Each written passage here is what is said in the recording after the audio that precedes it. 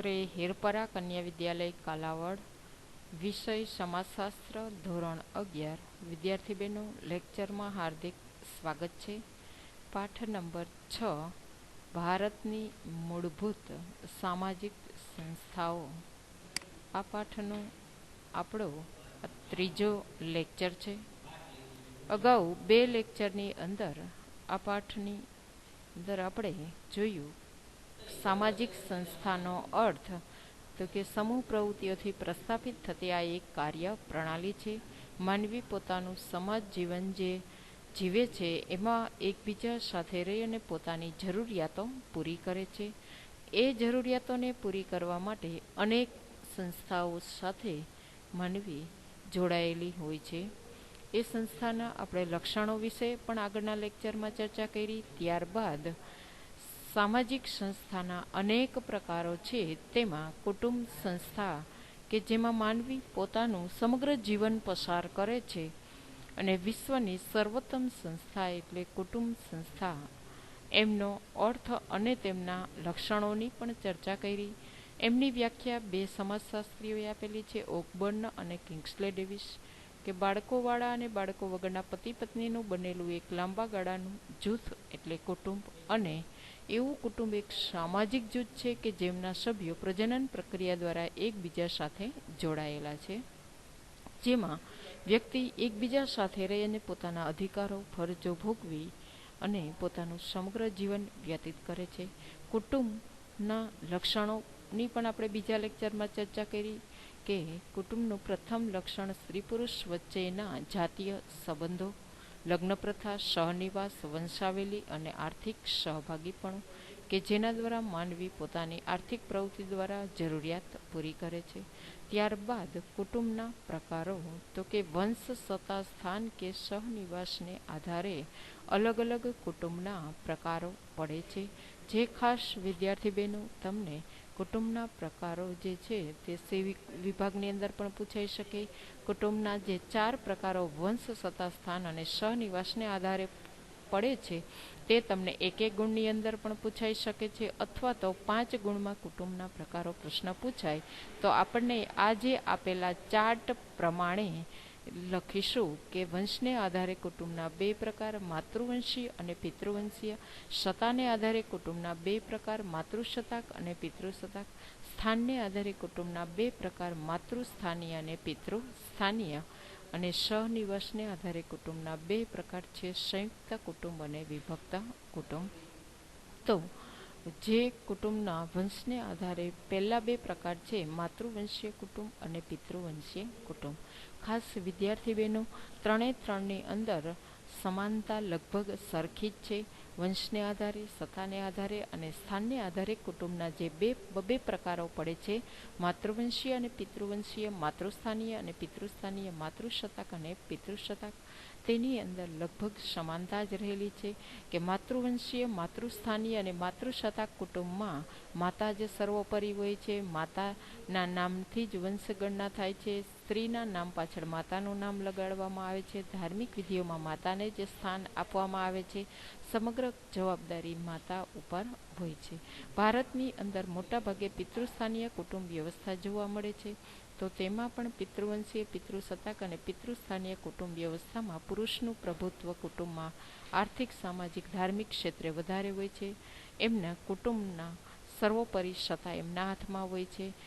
પુત્ર સંતાનને વધારે મહત્વ આપવામાં આવે છે. એમના વંશગણના પણ પિતા તરફથી મળે છે. સમાન જ લક્ષણો 3-3ની અંદર જોવા મળે છે. હવે તમને કોઈ પણ માતૃવંશીય, પિતૃવંશીય માતૃવંશીય, માતૃસ્થાનીય કે માતૃસત્તાક એ તમને સી વિભાગ કે ડી વિભાગની અંદર ટૂંકનોંધ સ્વરૂપે પૂછી શકે છે.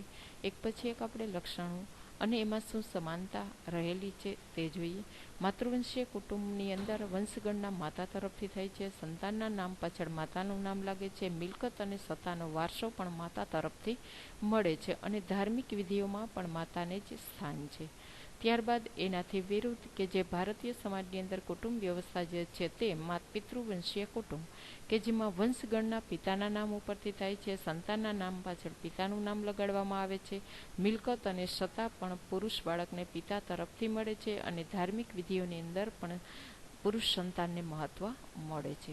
ત્યારબાદ સત્તાને આધારે કુટુંબના બે પ્રકારોમાં માતૃ સત્તા કુટુંબ કે જેમાં માતાની સત્તા સર્વોપરી હોય છે.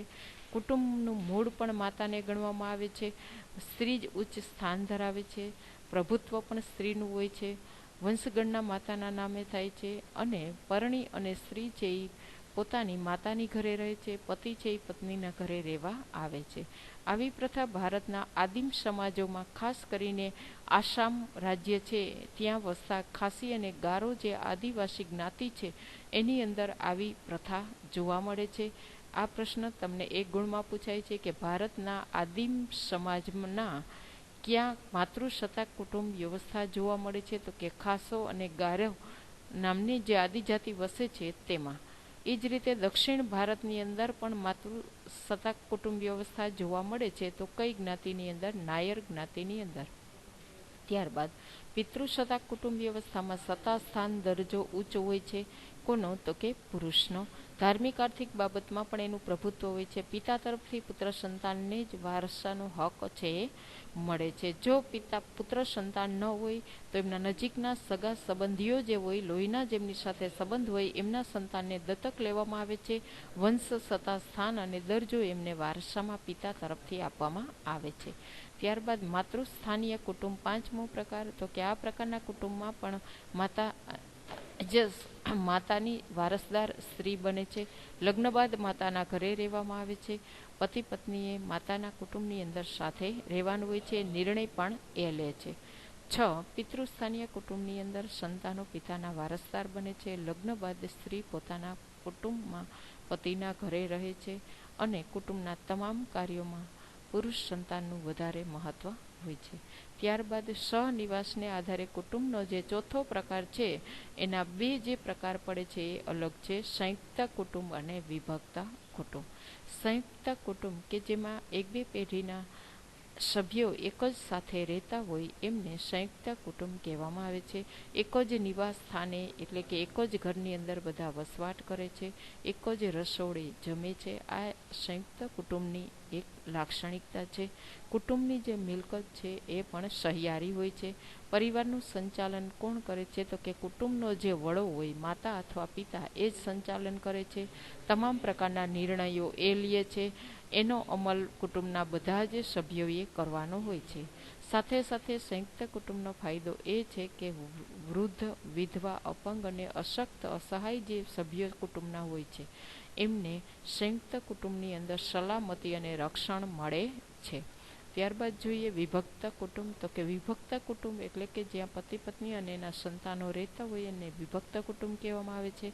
કદની દ્રષ્ટિએ આવું કુટુંબ કેવું છે? તો કે નાનું.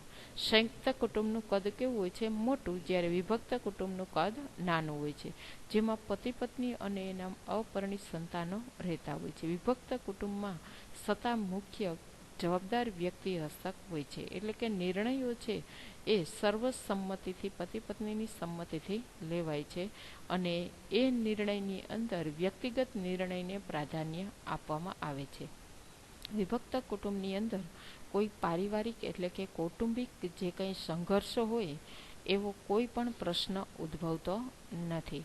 વિભક્ત કુટુંબમાં સ્ત્રીઓ અને બાળકોને સ્વતંત્ર મળતું હોવાથી વ્યક્તિગત વિકાસની તક મળે છે. અહીંયા એક ગુણની અંદર તફાવત પૂછાઈ શકે છે કે સંયુક્ત કુટુંબ અને વિભક્ત કુટુંબની અંદર શું તફાવત છે? તો સંયુક્ત કુટુંબની અંદર જે વિધવા હોય, બાળકો હોય, ખાસ કરીને અપંગ અને અસહાય વ્યક્તિ હોય, એમને જે સલામતી અને રક્ષણ મળે છે તે વિભક્ત કુટુંબમાં મળતું નથી. અને સંયુક્ત કુટુંબની અંદર ખાસ તો શું છે? તો કે સંયુક્ત કુટુંબની અંદર બધી જ વ્યક્તિઓને સલામતી અને રક્ષણ મળે છે. સાથે સાથે વિભક્ત કુટુંબનો ફાયદો એ છે કે જેમાં સભ્યોને વ્યક્તિગત વિકાસ કરવાની તક મળે છે, જ્યારે સંયુક્ત કુટુંબનો ગેરફાયદો એ છે કે વ્યક્તિએ સહિયારા નિર્ણયનો અમલ કરવાનો હોવાથી એમને વ્યક્તિગત વિકાસની એમાં તક મળતી નથી. તો આ ઉપરાંત વર્તમાન સમયમાં એકલ માતા અને એકલ પિતાવાળા કુટુંબો વધારે જોવા મળે છે. તો 2011ની જે વસ્તી ગણતરી પ્રમાણે ભારતમાં સંયુક્ત કુટુંબનું પ્રમાણ કેટલું છે અને વિભક્ત કુટુંબનું પ્રમાણ કેટલું છે, જે પ્રશ્ન તમને એક ગણમાં પૂછાઈ શકે છે.